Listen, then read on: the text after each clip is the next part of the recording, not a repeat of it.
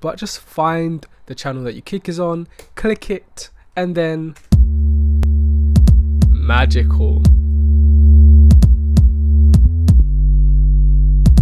What's good, people? Welcome to Home Studio Stuff. I'm LA Deluxe. Today I just want to bring you a really quick video on an easier way, even easier than my last tutorial, for how you can sidechain your kick and bass. And I want to thank this user, Subscribe to Band Bass Tabs, for just pointing it out and actually challenging me on why I'd done things the way I was doing them. So he said the output of bus 10 is going to the stereo. Does it now mean you've made your kick louder? And I responded, yes it does, because the auxiliary track adds gain to whatever channel you're sending to, so it makes everything louder. Now what you can do is mute it or delete it or turn the volume down to negate that, basically, which I have always thought was a kind of a stupid way to do things, because on an actual send bus on an analog setup it doesn't do that. So I always thought it was odd. I just thought it was a kind of oddity of Logic, but anyway. Then the user went on to say, why even send it to a bus? Can't you just send the kick straight to the compressor? And of course you can, but I went on to say, it's about control, being able to send a specific or controlled amount of the kick signal into the compressor. Just gives you that bit more control. Today, however, when I was in Logic working on an old project, the kick and bass were already sidechained using a bus, and I thought to myself, why do I do things this way? And I had met a drummer on a music production course a few years ago. He was the drummer for Sade, actually, and a music tutor, and he was the one who actually showed me how to set up the sidechain in that way. Now I think that because he came from an analog gear background, he was used to sending his kick through a bus into a physical compressor somehow, because he taught me how to use some desks and things like that. I think he was so used to that way of working that he brought it over into Logic and then obviously taught me, and that's become part of how I do it. So I decided to eliminate the send, and guess what? Of course it works. So now I'm going to go into Logic and I'm going to show you the quickest way that you can sidechain your bass. So let's make it full screen. I've got my kick and my bass here. I'll show you the kick by itself and the kick with the bass.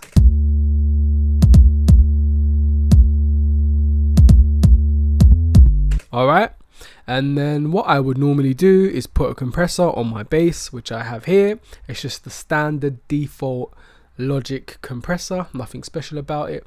Then I would click on sidechain and go all the way down to the send or the bus that I have on the kick, and I would click that on there, and then I would go back over to the send and then increase the amount of send that I am sending into the compressor, and then I would start to see the needles move, blah blah blah, and that works. For those of you who've watched the last the last sidechaining video, it works fine.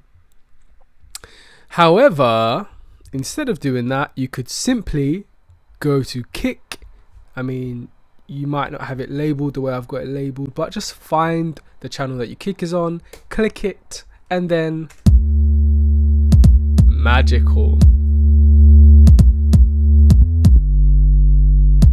You can use the threshold and the ratio to control the amount of kick that is going into the compressor and getting ducked or sidechained. Now I have mine set at a ratio of 2:1. I find it works quite well.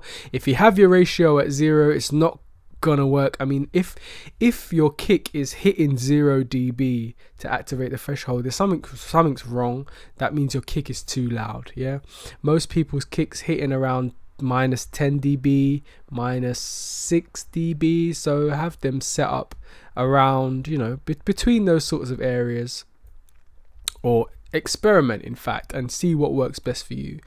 If you've got it set at a ratio of 1, nothing's going to happen either. See, so you want to set it at least 1.5, 1 to 5, but 2 is good.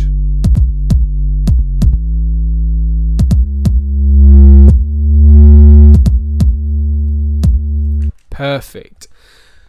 Obviously you can still use the bussing method. I reckon the bussing method is definitely better if you want more precise control over how much of the signal you're sending into the compressor from the kick, and also if you want to send multiple sounds or instruments into the compressor at the same time and control them together. So if I want a snare and a kick going into the same compressor to make them more cohesive in the mix, then maybe I would do that.